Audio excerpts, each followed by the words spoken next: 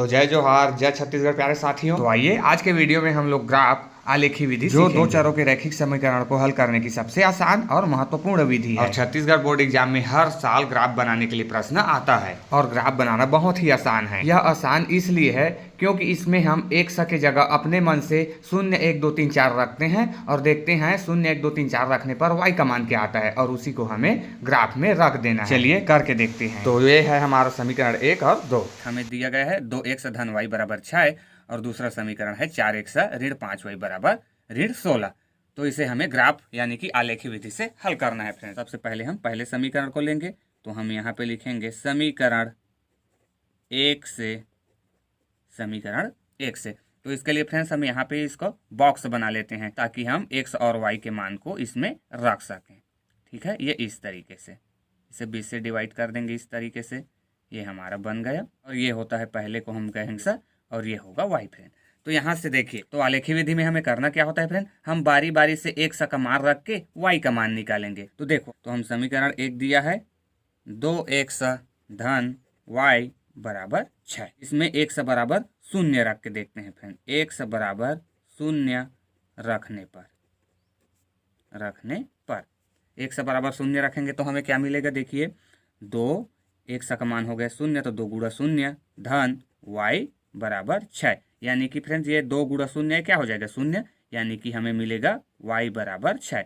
तो ये देखो हम इसी को इसमें मान रखेंगे। x बराबर हम क्या लिए 0 तो हमें y बराबर कितना मिला 6, तो ये हो गया 6 फ्रेंड। आइए इसी प्रकार और एक दो मान निकाल के देखते हैं। हमने x बराबर 0 रख के देखा, इस बार x बराबर 1 रख के देखते हैं। x बराबर 1 रखने पर x बराबर 1 रखे तो हमें क्या मिलेगा 2 गुणा 1 धन y बराबर 6 फ्रेंड।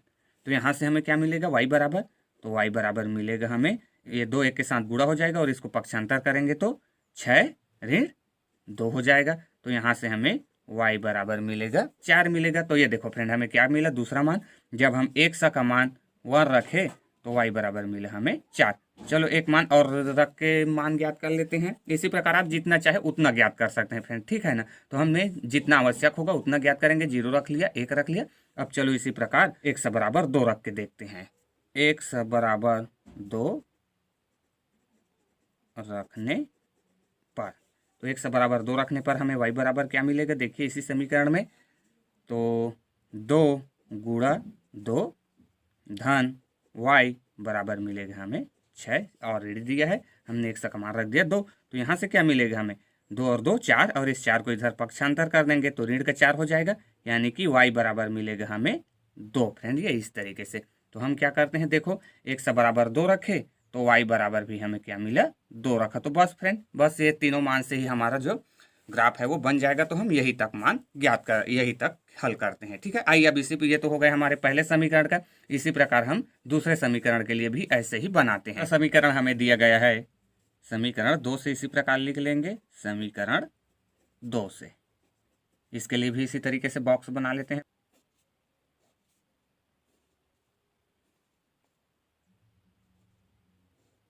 ये क्या होता है x और ये होता है y। आइए इसी प्रकार हम समीकरण 2 हमें दिया गया है 4x ऋण 5y बराबर ऋण का 16। तो इसमें भी हमें क्या करना है, सका बारी बारी से मार रख के y का मान ज्ञात कर लेना है। तो आइए इसी प्रकार रख के देखते हैं। सेम उसी प्रक्रिया को दोहराते हैं। x बराबर 0 रखेंगे तो हमें क्या मिलेगा, तो x बराबर 0 तो ये क्या हो जाएगा फ्रेंड पूरे का मान 0। तो यहाँ से हमारे पास क्या बचेगा ऋण का 5y और बराबर में ऋण का 16। तो यहाँ से हमें y बराबर क्या मिलेगा, y बराबर हमें यहाँ से मिल रहा है माइनस का 16 बटे माइनस का 5। तो ये देखो ये कैसा कटेगा, क्या नहीं कटेगा। इसका मतलब हम क्या करेंगे, यहाँ पे एक का मान 0 नहीं लेंगे फ्रेंड। क्यों नहीं लेंगे, क्योंकि हमें ऐसा बटे वाला रूप नहीं चाहिए। हमें सिर्फ पहले समीकरण में आया ये अंक, उसी प्रकार इसमें भी आना चाहिए, बटे वाला हम नहीं लेंगे। इसका मतलब हम यहाँ पे x बराबर 0 नहीं रखेंगे फ्रेंड। तो क्या करेंगे, हम आगे या को दोहराएंगे। अब x बराबर 0 नहीं रख सकते, x बराबर 1 रखेंगे। तो अगर हम यहाँ पे 1 रख रहे हैं तो ये 4 एकम 4 और ये इधर जाके जुड़ के कितना हो जाएगा 20, तो 5 से कटेगा फ्रेंड। तो हम यहाँ पे x बराबर 1 रख सकते हैं। ये तर्क आपको हमेशा इसमें यूज करना है फ्रेंड, से कभी मिस्टेक ही नहीं होगा। तो यहाँ से हो जाएगा x बराबर हम क्या करते हैं, x बराबर 1 रखने पर तो क्या मिलेगा देखिए, ये क्या हो जाएगा, 4 गुणा 1 ऋण 5y बराबर -16। तो यहाँ से हमें क्या मिलेगा, ऋण का 5y बराबर ऋण का 16, और ये क्या हो जाएगा, 4 एकम 4, तो इस 4 को पक्षांतर कर देंगे तो 4 कैसा है, प्लस में है, इधर में आके माइनस हो जाएगा ऋण का 4। तो यहाँ से हमें क्या मिलेगा, ये क्या क्या हो जाएगा, ऋण का 4 और ऋण 16 दोनों जुड़ जाएगा और ऋण 20 हो जाएगा। तो यहाँ से हम क्या करते हैं, अब y का मान ज्ञात करने के लिए फ्रेंड, y का मान ज्ञात करने के लिए हम इस ऋण 5 को पक्षांतर कर देते हैं, तो ये इधर बटे में आ जाएगा, गुणा में है तो ऋण का 5, तो ये ऋण ऋण कट जाएगा और 5 एकम 5 और 5 चौक 20। तो ये देखो फ्रेंड, हमें y बराबर क्या मिला, y बराबर मिला 4। कब, जब x का मान हम वर रखें, तो यहाँ से हम रखेंगे x का मान वर रखे तो हमें y बराबर मिला 4। एक और मान निकाल लेते हैं फ्रेंड, यहाँ से एक और मान ले आते हैं। तो देखो इस बार 2 रख के देखेंगे तो क्या होगा, 2 चौक 8, 8 को इधर पक्षांतर करेंगे तो क्या होगा, 24 हो जाएगा फ्रेंड। वो भी नहीं कटेगा तो हम 2 भी नहीं रख सकते। ठीक है, आप ऐसे ही माइंड से भी कैलकुलेशन कर सकते हो फ्रेंड, अपने कैलकुलेशन को फास्ट बनाने के लिए। तो यहाँ से देखिए 2 नहीं रख सकते, फिर क्या करेंगे, 3 रख के देखते हैं। तो 3 रखेंगे तो क्या हो जाएगा, 3 चौक 12, और उस 12 को इधर पक्षांतर करेंगे तो क्या हो जाएगा, भी नहीं कटेगा फ्रेंड, तो हम उसे भी नहीं लेंगे। अब रख के देखते हैं, 4 रखेंगे तो भी हमें वैल्यू नहीं मिल रहा है फ्रेंड। देखो 4 चौक 16, और इस 16 को क्या करेंगे, पक्षांतर करेंगे तो ऋण में हो जाएगा, 16 16 क्या हो जाएगा, 32 हो जाएगा, और 32 5 से नहीं कटेगा तो हम 4 भी नहीं रख सकते फ्रेंड। इसी प्रकार उस प्रोसेस को आगे बढ़ाते हैं, 5 लेके देखेंगे तो क्या होगा, 5 चौक 20 हो जाएगा, और इस 20 को फिर इधर पक्षांतर करेंगे तो ऋण 20, और 16 जोड़ेंगे तो क्या हो जाएगा, ऋण का 36। तो 36 भी 5 से डिवाइड नहीं होगा फ्रेंड, यानी कि हम 5 भी नहीं रख सकते। इसी प्रकार उस क्रिया को और आगे बढ़ाएंगे, इस बार क्या लेंगे, 6। तो 1 से बराबर 6 रख के देखेंगे तो क्या होगा, 6 चौक 24, और इस 24 को पक्षांतर करेंगे तो क्या हो जाएगा, ऋण का 24, और ऋण का 24 में ऋण का 16 जोड़ेंगे तो कितना होगा फ्रेंड, 40, और 40 5 से भाग जाएगा, यानी कि हम x का मान 6 रख सकते हैं फ्रेंड। तो हम उसी क्रिया को यहाँ पे दोहराएंगे। हम क्या करेंगे, x बराबर 6 रखने पर, ये इस तरीके से फ्रेंड 6 रखने पर रख देते हैं 6।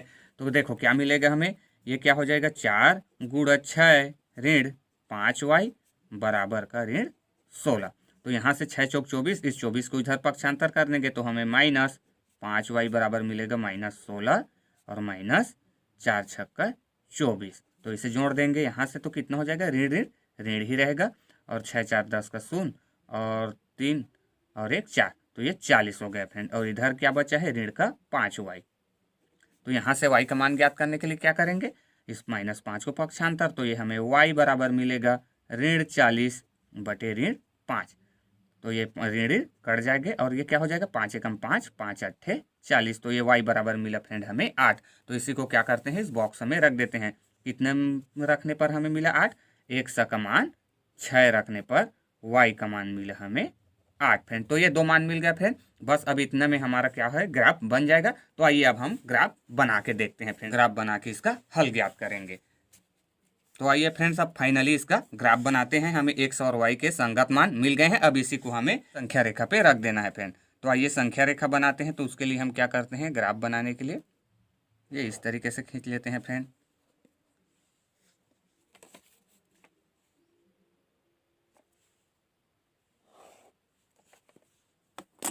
ये होता है हमारा x अक्ष और ये होता है y अक्ष। ये होता है इसका उल्टा x का x डैश, और ये होता है y का उल्टा y डैश।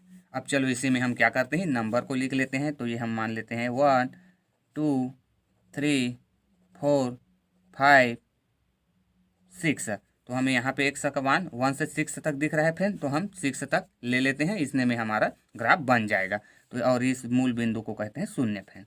फिर इसी प्रकार इस उधर भी ले लेते हैं 1 2 3 4 5 6 7 भी लिख सकते हैं। तो ये होता है हमारा माइनस में 1 माइनस का 2 माइनस का 3 माइनस का 4 माइनस का 5 और ये माइनस का 6 और ये माइनस का 7।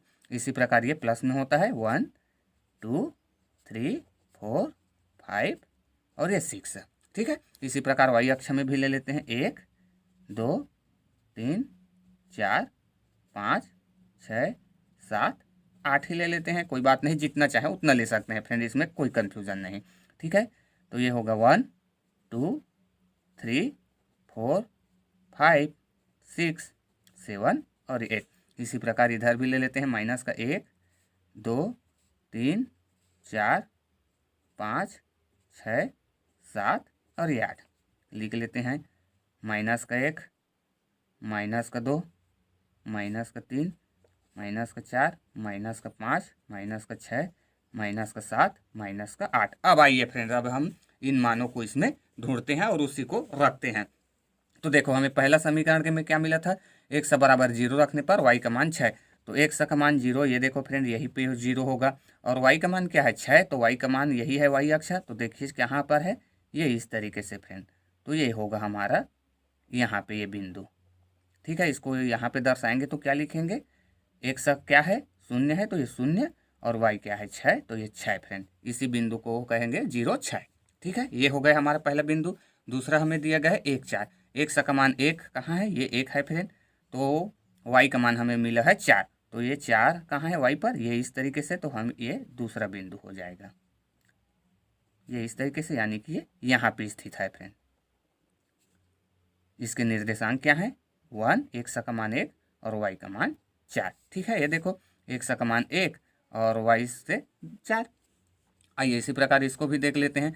x का मान 2 लेने पर y का मान भी हमें 2 मिल रहा है, तो x का मान ये है 2 और y का मान ये है फ्रेंड 2, तो ये यहाँ पे स्थित होगा, ये इस तरीके से, इसका निर्देशांक है 2 और 2।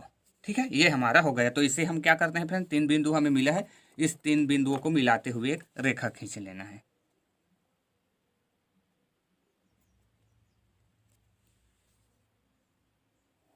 ये इस तरीके से, तो ये हमारा हो गया पहले समीकरण का रेखा। अब आइए दूसरे समीकरण के मान को रख के उसके रेखा खींचते हैं। तो हमें दूसरा समीकरण में दिख रहा है x का मान 1 रखे तो y का मान 4, तो x का मान 1 ये है और y का मान 4, तो यही वो बिंदु है फ्रेंड, पहला यही है। ठीक है, ये हमें पहला बिंदु मिल गया। दूसरा बिंदु देख, तो x का मान 6 रखने पर हमें y का मान क्या मिल रहा है, x का मान ये है फ्रेंड 6 और y का मान 8, तो ये इस तरीके से, और y 8 कहाँ है, ये इधर फ्रेंड, तो इसे भी हम इस तरीके से ड्रॉ कर लेंगे।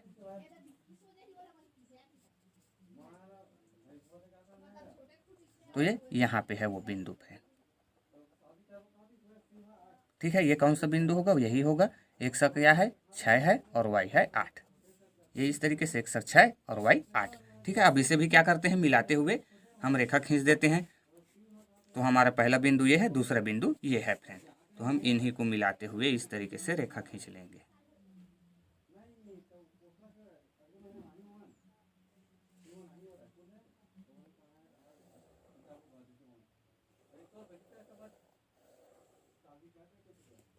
ये फ्रेंड, तो हमारा ग्राफ जो है वो बन गया है,